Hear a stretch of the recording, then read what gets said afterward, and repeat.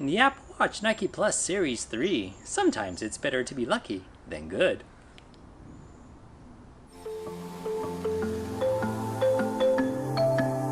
Welcome. I am the running otaku. Well, hello there everyone. Welcome to Running Otaku, and thanks for tuning in this week.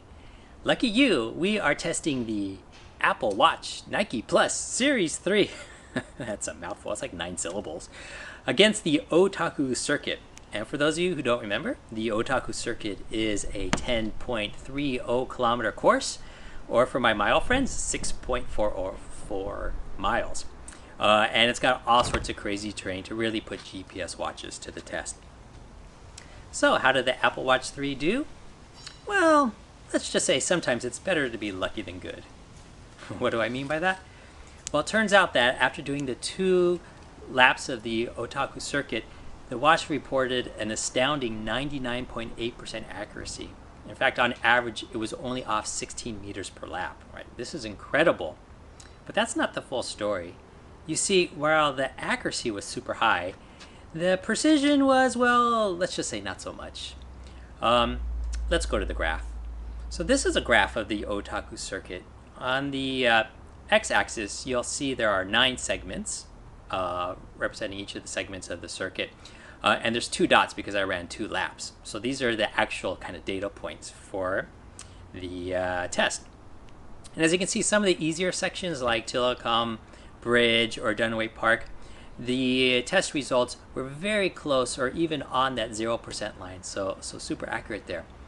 But that wasn't always the case for all the segments. For example, if we look at Electric Avenue, which was a segment where there's an overpass blocking the sky pretty much the entire way, the watch on both times over-reported the distance by 5%.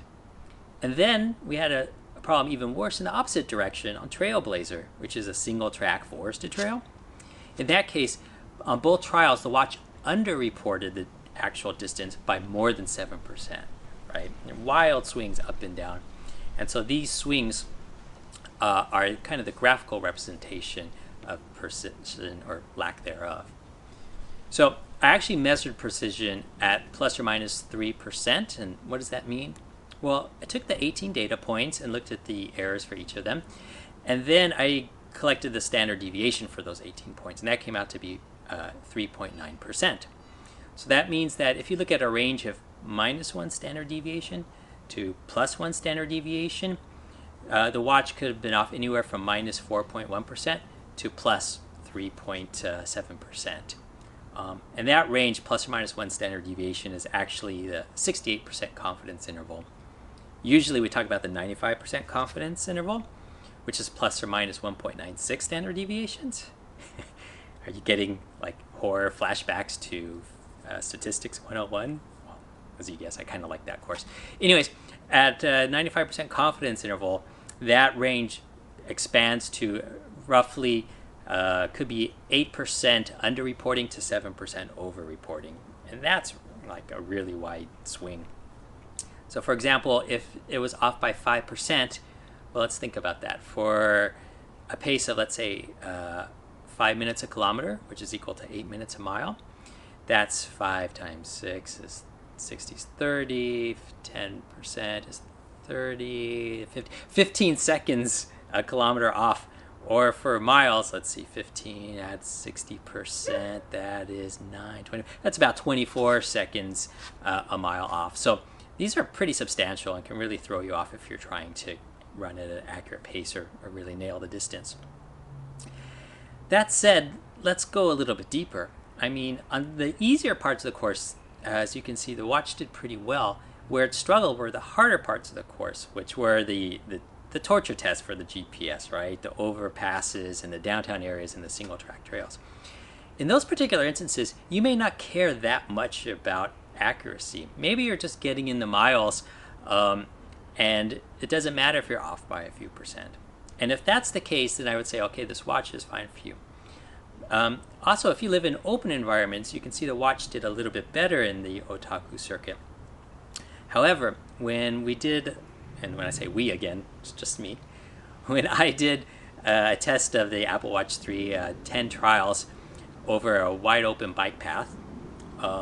There was problems both with accuracy and precision there. So even in ideal conditions, it was okay, but not great. So if that's good enough for you, that's fine. If you're hyper sensitive to being totally accurate and having a really precise device, then the Apple Watch 3 may not be your watch.